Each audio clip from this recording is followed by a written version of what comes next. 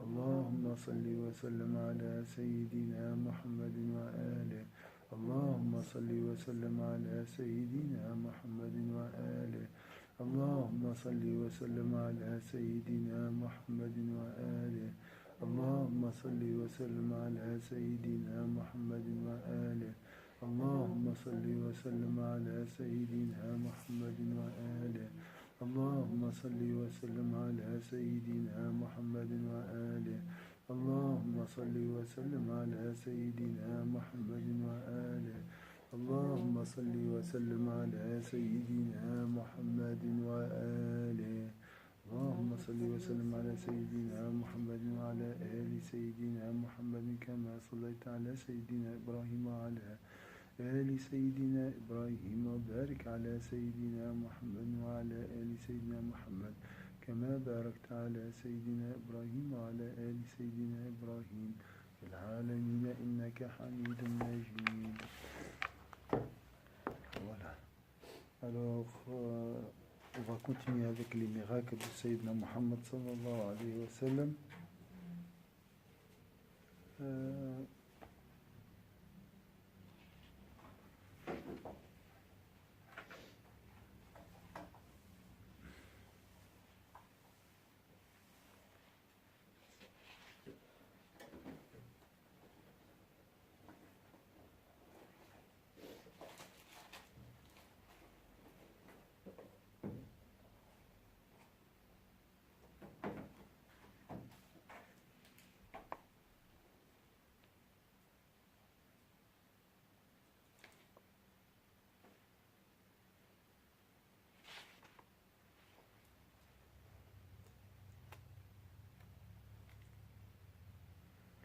Voilà.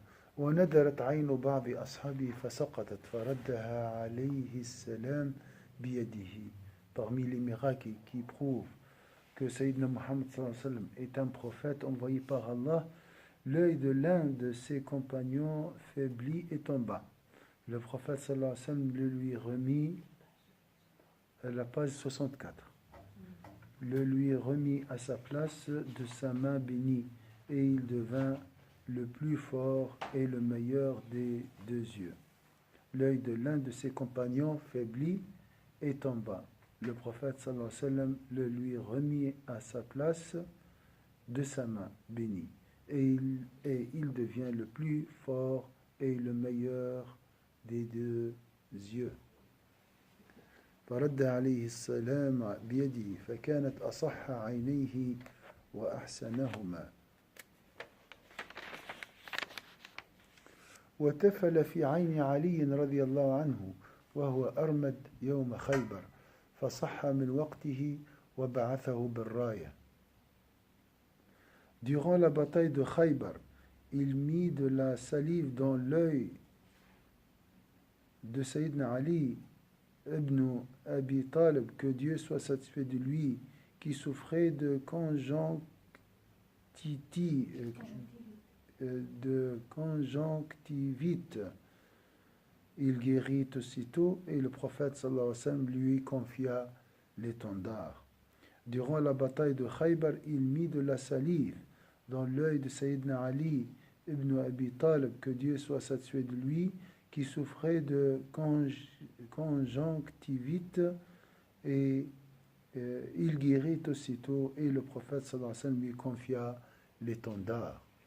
وكانوا يسمعون تسبيح الطعام بين يديه صلى الله عليه وسلم. Les compagnons entendaient les aliments, la nourriture, glorifier Dieu entre les mains du prophète sallallahu alayhi wa sallam. On a dit toutes les créatures connaissaient Sayyidina Muhammad sallallahu alayhi wa sallam. Toutes les créatures aimaient Sayyidina Muhammad, hormis les pécheurs et les négateurs. Le prophète sallallahu alayhi wa sallam était une miséricorde pour les mondes. Est une miséricorde pour les mondes. Maintenant aussi. Toujours.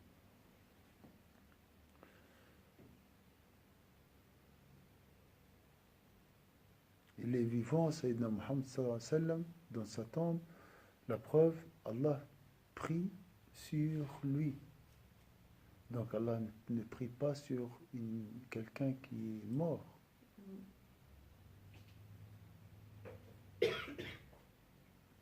وأصيب بعض رجل بعض أصحابه فمسحها بيده فبرأت من حينها وأصيبت رجل بعض أصحابه صلى الله عليه وسلم فمسحها بيده فبرأت من حينها.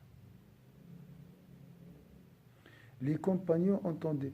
L'un de ses compagnons fut atteint à la jambe. Le prophète sallallahu alayhi wa sallam la caressa de sa main et la jambe guérit aussitôt. وقل زاد جيش كان معه عليه السلام فدعا بجميع ما بقي فاجتمع شيء يسير جدا فدعا فيه بالبركة ثم أمرهم فأخذوا فلم يبق وعاء في العسكر إلا ملئ من ذلك.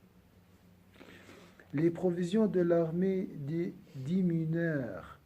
Il ordonna qu'on lui amène celles qui restaient et on apporta une très petite quantité de nourriture. Il invoqua Allah Azza wa Jalla, bien sûr. Il invoqua alors la bénédiction de Dieu sur cette quantité insignifiante et ordonna qu'on la distribue entre les soldats. Tous les récipients du camp en furent remplis. La baraka de Sayyidina Muhammad sallallahu alayhi wa sallam. Un cœur, Françoise, rempli par l'amour du prophète sallallahu alayhi wa sallam et de ses héritiers, donc les savants sincères, pieux, transmetteurs de la lumière mohammedienne, est un cœur béni. La vie de la personne qui aime Sayyidina Muhammad sallallahu alayhi wa sallam est une vie bénie. La subsistance de celui qui aime Sayyidina Muhammad sallallahu alayhi wa sallam est une subsistance bénie. Les biens de celui qui aime Sayyidina Muhammad sallallahu alayhi wa sallam sont des biens bénis. Les enfants de quelqu'un qui aime Sayyidina Muhammad sallallahu alayhi wa sallam seront des enfants bénis. Est-ce que c'est clair? Tout atome en toi sera béni si le cœur est rempli par Sayyidina Muhammad sallallahu alayhi wa sallam. Parce que Sayyidina Muhammad, c'est quoi? C'est l'amour de Sayyidina Muhammad sallallahu alayhi wa sallam. Ashhadu anna Muhammad ar-Rasulullah, je témoigne que je n'aime personne en dehors de Sayyidina Muhammad sallallahu alayhi wa sallam, parmi les créatures. Bien sûr, ceux qui représentent ou bien qui reflètent la lumière de Sayyidina Muhammad appartiennent à Sayyidina Muhammad. Ce cours qui nous rappelle Sayyidina Muhammad, et aussi c'est entre dans Ashhadu anna Muhammad ar-Rasulullah. D'accord? Je mange pour assister à un cours concernant Sayyidina Muhammad, entre dans Ashhadu anna Muhammad ar-Rasulullah.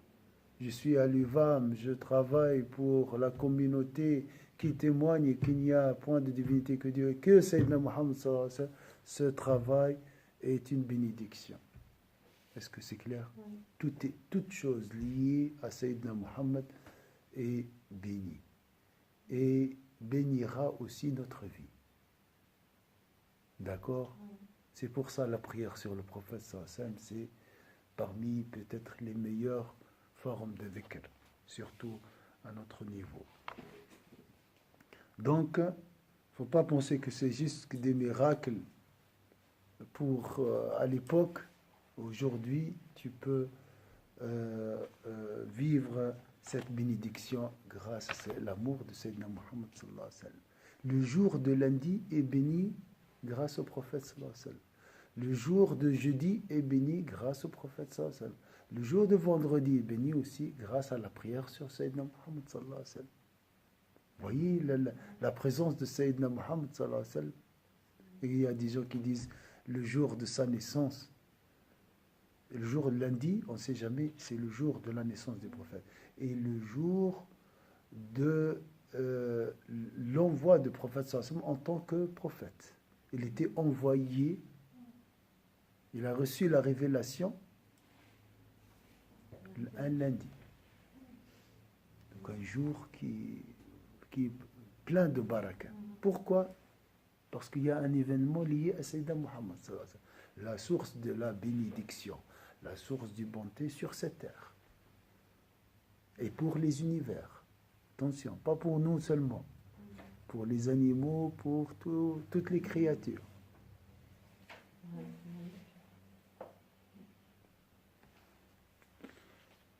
Comment un cœur reste insensible face à cette réalité muhammadienne. Al-haqiqa al-muhammadiya, on dit. Hein? Subhanallah. Regardez cette... Je répète la dernière. Les provisions de l'armée diminuèrent. Maintenant, on a des problèmes de pauvreté dans le monde musulman, tout ça. Il ordonna qu'on lui amène celle qui restait, et on apporta une très petite quantité de nourriture. Il invoqua alors la bénédiction de Dieu sur cette quantité insignifiante. Même le monde occidental, on a beaucoup, on a de l'argent, mais subhanallah, à la fin du mois, on est serré. Hein? Subhanallah. Pourquoi il est où la baraka? Hein? La baraka, la bénédiction. Il invoqua alors la bénédiction de Dieu sur cette quantité insignifiante et ordonna qu'on la distribue entre les soldats. Tous les récipients du camp en furent remplis. Une maison où nous invoquons, nous prions sur le prophète est une maison bénie. Hein? Et ça, il nous faut. Dans chaque foyer, il faut organiser des cercles de prière sur le prophète sallallahu alayhi wa sallam. Tout, dans chaque maison. Chez toi, François, chez toi, Zahra, hein, avec tes enfants, tu les invites. Hein, un rendez-vous autant important que partager un repas. Déjà, pour partager un repas, on a de la peine. Vous voyez, il est où la baraka? On est des atomes. Chacun vit tout seul. Hein. La Kaaba, c'est les réseaux sociaux. Maintenant, tout le monde, les smartphones, tac, tac, tournent autour, gravitent autour de ces smartphones. C'est quoi cette vie? Mais ma soeur, qu'est-ce qu'on a fait? Il y a où le trou noir qui attire? C'est la prière sur le prophète sallallahu alayhi wa sallam. D'accord? Ta maison, Françoise, est une mosquée. Vraiment, hein?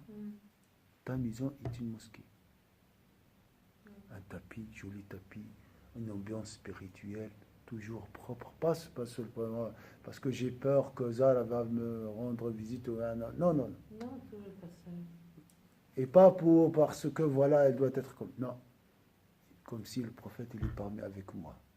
Il y a des anges ici. Je veux pas, ça se fait pas. C'est une mosquée. Donc dans la mosquée, une mosquée doit être toujours propre. Et comme ça, Inch'Allah, ta maison est pure et attire la lumière d'Allah Azza wa Jalla, n'est-ce pas? Vous êtes d'accord avec ça? Un peu de propreté, pas de sac poubelle qui reste dans la maison. Ça en fait, hein, on oublie, des fois on est paresseux, des fois on a comme ma fille me dit là, j'ai la flemme. On a la flemme. Parfois on a la flemme. Mais attention, vous êtes conscient, au moins. Hein? Voilà. On cherche toujours cette bénédiction. La bénédiction d'Allah Azza wa Jalla. وحكى الحكم بن العاص بن وائل مشيته عليه السلام مستهزئا فقال صلى الله عليه وسلم كل كذلك فكل فلم يزل يرتعش حتى مات. Attention aussi. Donc, Al-Hakam ibn al-As ibn Wa'il imita la démarche du prophète sallallahu alayhi wa sallam pour le ridiculiser. Attention, il ne faut pas toucher les saints d'Allah Azza wa Jalla. Il faut oui, mais surtout, salam alaykum Dali. Il ne faut pas, entre guillemets, jouer avec le feu. Il ne faut pas,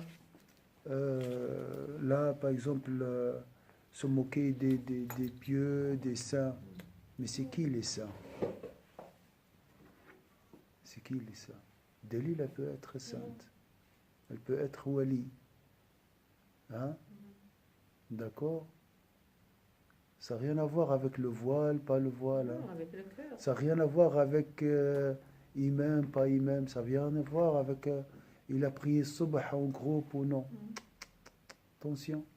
Il peut, tu sais pas où Allah. Souvent, la sainteté est cachée. Donc, il ne faut jamais blesser quelqu'un. Parce que tu ne sais pas où Allah a caché sa sainteté, son alliance, comme on dit. D'accord? Donc ici, Al-Hakam ibn As ibn Wa'il imita la démarche du prophète sallallahu alayhi wa sallam, pour le ridiculiser. Il lui dit, sois ainsi, et Al-Hakam ne cessa plus de trembler jusqu'à la mort. J'ai entendu l'histoire avec un saint. C'est mon prof là que je considère pour moi, c'est un saint. Et une fois, la même chose. Un élève, il a essayé de l'imiter pour le ridiculiser. Et subhanallah, 15 jours, il n'a pas bougé sa jambe. 15 jours. Man aadha li waliyan adhantuhu bil harb. Celui qui nuit à un de mes alliés, je déclare la guerre contre lui. Je ne sais pas, peut-être Allah a déclaré la guerre contre moi.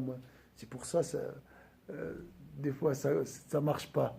Peut-être j'ai touché un des saints d'Allah Azza wa Jalla sans se rendre compte. Je ne sais pas. Donc je dois me taire. Hein? Même avec le cœur, je ne dois pas avoir des mauvaises opinions concernant surtout les ulama. Il y a des gens qui parlent des ulama. Je ne parle pas, moi, des ulama. Je ne parle pas.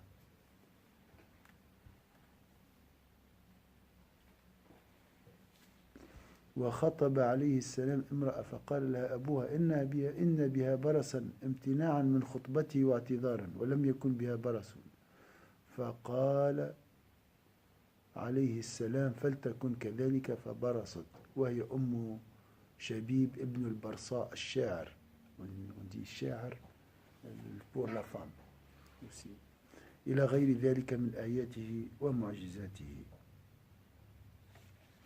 Donc cette histoire, je ne vais pas la raconter en français parce qu'il n'a pas de fondement.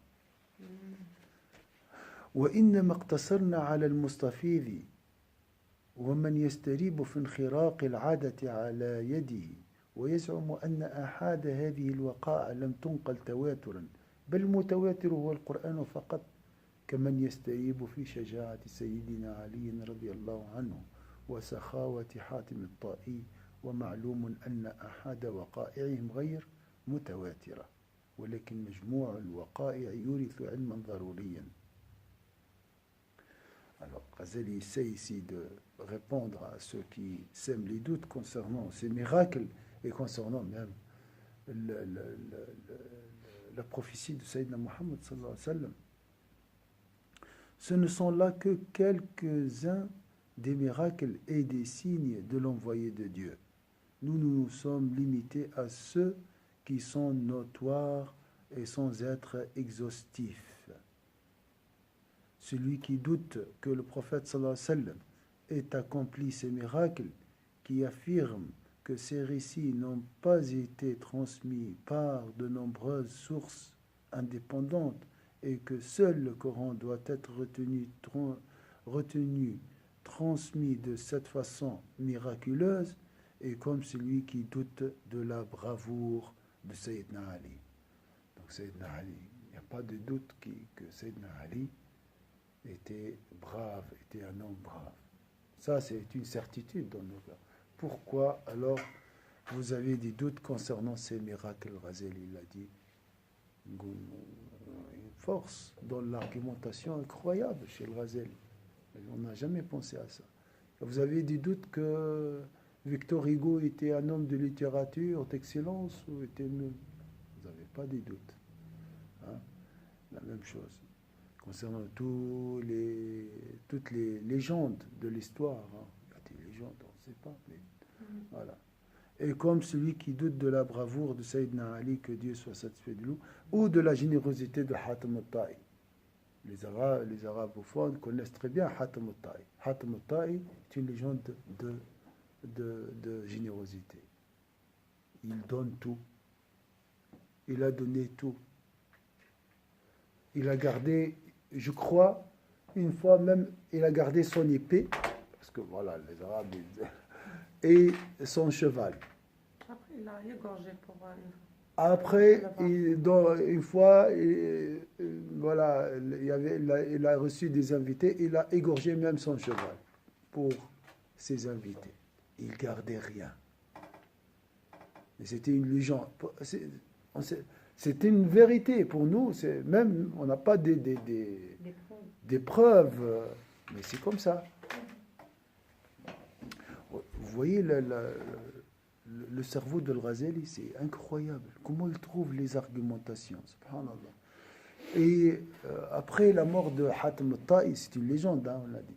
Son frère a voulu le remplacer, prendre sa place. Il voulait être comme lui, une légende très connue parmi les Arabes. Parce que les Arabes, pour eux, le plus important, c'est la générosité. Il y avait la concurrence entre les Arabes, les tribus arabes. Et une insulte, on dit, la pire insulte, lorsque tu accuses quelqu'un d'avare. Avare. Ça, c'est pour les Arabes, comme si tu l'as dit, tu n'es pas un homme, hein, ou bien tu n'es pas une femme, tu n'existes pas. Alors, son frère a voulu le remplacer. Sa mère lui a dit, jamais tu peux remplacer Hatem al-Ta'i. Pourquoi? Parce que avant, lorsque je vous donnais le sein, vous étiez deux. Lui, il ne prend pas le sein avant que tu seras, toi, rassasié.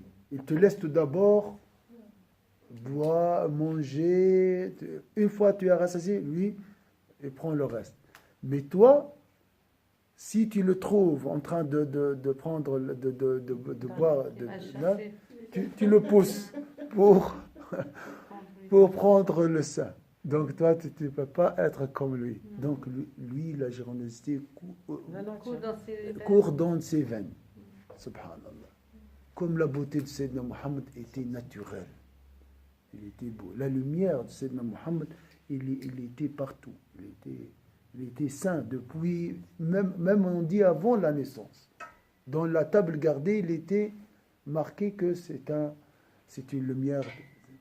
C'est une lumière, Sayyidina Muhammad sallallahu alayhi wa sallam. Est-ce que c'est clair? Mais comment?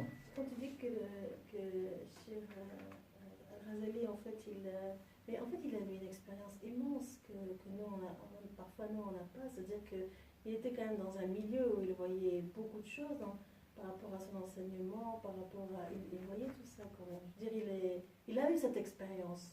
Très riche, en fait. Tu te parles de connaissances ou des doutes? Non, l'expérience de son enseignement, c'est-à-dire qu'il voyait bien comment les gens étaient, comment ils réagissaient, quels étaient leurs raisonnements. Oui. Que puis en plus, il était dans un milieu, il a lutté contre certains, enfin il a lutté en termes contre certains, par exemple les philosophes ou les mécréants, ou je ne sais pas tout. Donc voilà, en fait, je veux dire, il avait quand même une expérience immense. Al-Ghazali, si Hatem al-Ta'i était une légende de générosité, Al-Ghazali était une légende d'intelligence. Ouais. Il est parmi les 5 personnalités les plus intelligentes du monde. Il y a quelqu'un qui l'a considéré l'homme le plus intelligent de l'humanité, après le prophète et le compagnon, bien sûr. Donc, c'est pas n'importe qui. À part, bien sûr, après, il a appris, et il a enseigné, comme tu as dit. Imagine alors, un homme très, très intelligent, et en plus, il avait beaucoup de connaissances. Oui, tu as raison. C'est pour ça qu'il est appelé la preuve de l'islam, Sayyidina Muhammad. Donc, il a ce rayon, hein, de ce soleil, Sayyidina Muhammad, c'était l'homme le plus intelligent sur cette terre, bien sûr. C'est lui la source de l'intelligence. Sayyidina Muhammad sallallahu alayhi wa sallam. Sans discussion. Sayyidina Muhammad al-Ghazali était toujours, c'était un rayon. On dit toujours. Oui, parce que je trouve que aussi parfois on ne prend pas suffisamment. Je m'excuse, Oui, non, pas non, vraiment j'ai regardé exemple juste sur lui parce par quoi. rapport à, par exemple, à ce qu'il a fait au niveau de, comme on l'a dit plusieurs fois, il peut dire tout ça, mais il a étudié, avant de parler d'une chose, il a lu, il a étudié, et après il fait quelque chose. Oui, Et je trouve que c'est quelque chose qui nous manque, oui, bien sûr. qui Il a, nous manque beaucoup. ce qui est nouveau dans ce livre, Ihya Ulumuddin, il a lu, il a intégré ça dans son cœur, il l'a mis en pratique, après il l'a écrit. Oui, mais même quand il parle de quelque chose, par exemple, il n'hésitait pas à lire des ouvrages pas forcément des musulmans, Des des philosophes, oui. philosophes, et puis de savoir justement argumenter pour, bien, etc. bien sûr. Ça, c'est quelque chose que je trouve on ne fait plus. Ah, lui, il a une expression très, très belle. Il a dit, avant de répondre à un innovateur, il faut tout d'abord comprendre son innovation, C'est ça. comme il faut. Lui être égal au niveau de la connaissance. Après, apprendre d'autres choses, le dépasser. Ensuite, lui répondre. Je trouve vraiment important cette chose-là, et je trouve ça Oui, ça nous manque. Tu as raison. énormément. Qu'Allah nous guide, Inch'Allah. Mais attention, là, la force de Razé, ce n'était pas l'argumentation rationnelle, c'était la force aussi de la lumière. Il avait cette lumière. Il avait la certitude.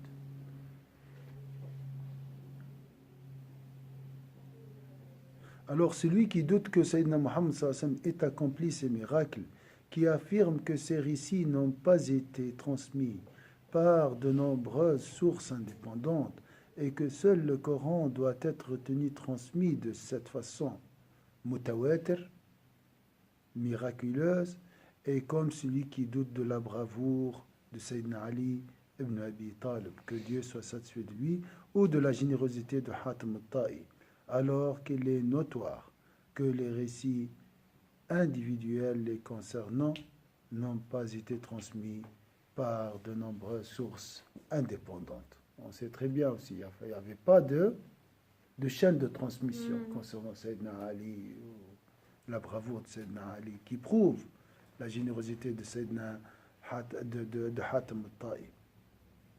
Si jamais il était chrétien, Hatim al-Ta'i. Il était arabe chrétien, d'une tribu chrétienne. Sa fille s'est convertie à l'islam. On l'a vu au début de ce livre. ثم لا يتمارى في تواتر القرآن وهي المعجزة الكبرى الباقية بين الخلق وليس لنبي معجزة باقية سواه صلى الله عليه وسلم إذ تحدى بها رسول الله صلى الله عليه وسلم بلغاء الخلق وفصحاء العرب وجزيرة العرب حينئذ مملوءة بآلاف منهم والفصاحة صنعتهم وبها منافستهم ومباهاتهم وكان ينادي بين أظهرهم أن يأتوا بمثله أو بعشر سور مثله أو بسورة من مثله إن شكوا فيه وقال لهم قل لئن اجتمعت الإنس والجن على أن يأتوا بمثل هذا القرآن لا يأتون بمثله ولو كان بعضهم لبعض ظهيرا نصيرا يعني يعاونوا بعضهم إنس وجن لن تأتوا بمثل هذا القرآن وهذا دلالة على أنه نبي. Bien sûr, dans l'argumentation, il donne il donne les arguments d'une manière croissante. Il commence par les petits arguments, après il augmente la dose pour nous convaincre. La somme des occurrences donne une connaissance nécessaire. Regardez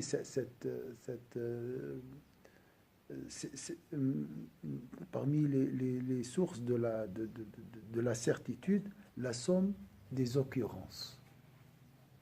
Donc, plusieurs personnes, tout le monde parle de Hercule, par exemple.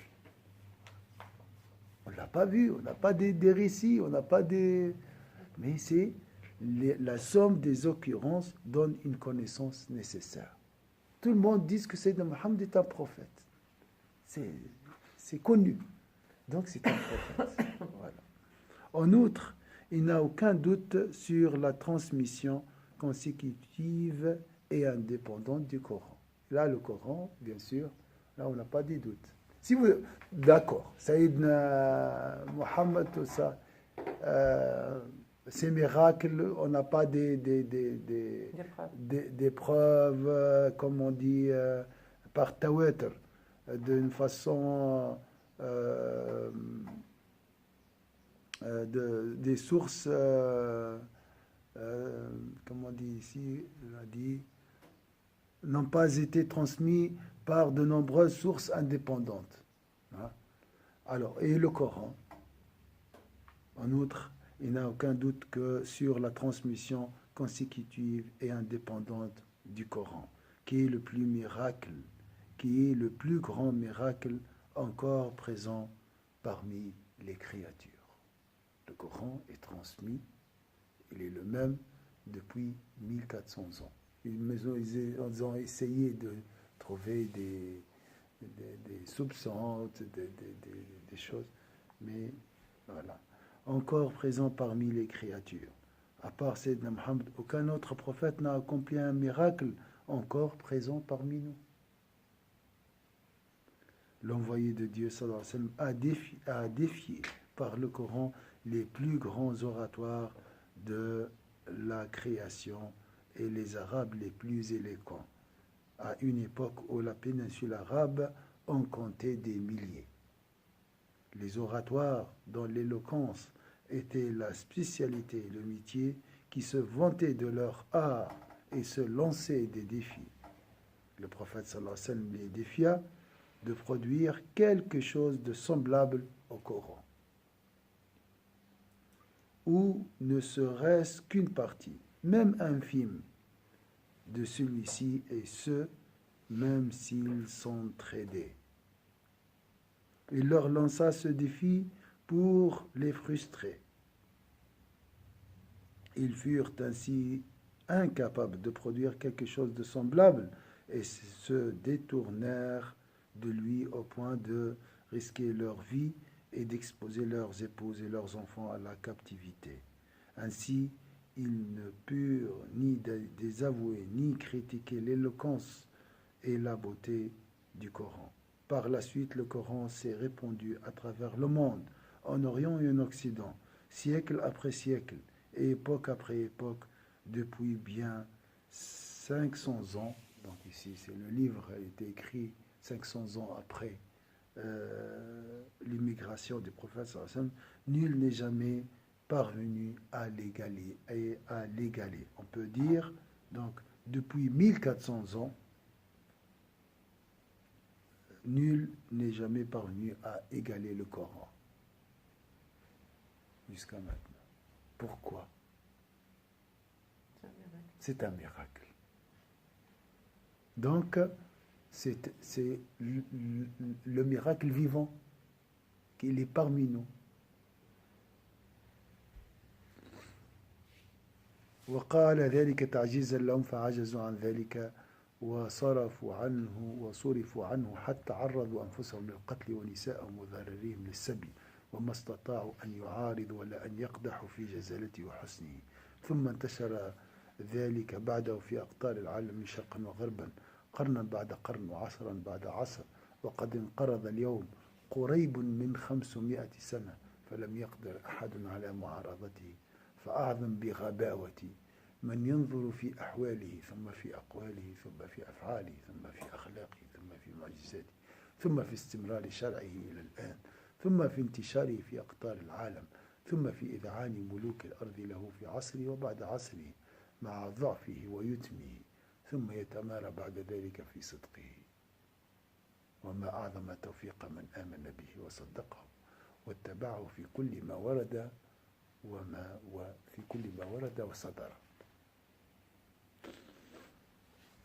Combien est immense la sottise de celui qui considère les états du prophète sallallahu alayhi wa sallam, ses qualités, ses dires, ses faits, son caractère, ses miracles, la continuité de sa loi jusqu'à présent, sa diffusion à travers le monde, la soumission des rois du monde de son époque et après à son autorité, et ce, malgré sa faiblesse et sa condition d'orphelin, et qui doute encore de sa sincérité après toutes ces épreuves. Toutes ces preuves. C'est clair. Pourquoi ce message est encore là? Pourquoi ce livre est encore là? Parce que les gens, ils font exprès de mettre le doute. Parce qu'ils veulent se battre contre Allah, contre le Coran, contre le prophète, sallam, contre... Voilà. Mais ça prouve que c'est une réalité. Donc c'est un homme analphabète, orphelin. Et combien est grand le succès de celui qui a foi et croit en lui, et qui imite tout ce qu'il a dit et fait. فنسأل الله تعالى أن يوفقنا للاقتداء به في أخلاقه أمين والأفعال أمين والأحوال أمين والأقوال بمنه وسعة جوده. تم كتاب آداب المعيشة وأخلاق النبوة بحمد الله وعونه ومنه وكرمه، ويتلوه كتاب شرح عجائب القلب من ربع المهلكات إن شاء الله تعالى. Nous prions Dieu, exalté soit-il, de nous conduire au succès à travers l'imitation de ses qualités, de ses actions, de ses états, de ses dires, par sa grâce et son infinie générosité. Amin. Ainsi s'achève le tome 2 de la revivification des sciences de la religion. Il sera suivi du tome 3, comportant le quart des causes de la perdition. Dans le premier livre, c'est les merveilles du cœur. Voilà, on a fini. Je ne sais pas combien de lecture. Il ne faut pas compter. C'est pas bien de compter. C'est toujours beau.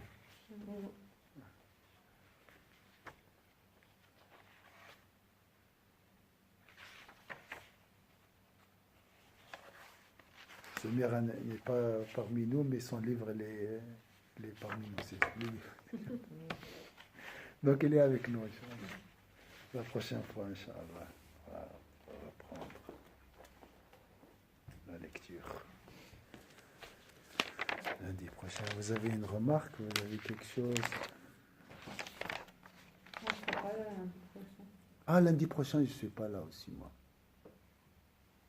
Dans 2 semaines, Inch'Allah. Moi, je suis absent le jeudi et le jeudi.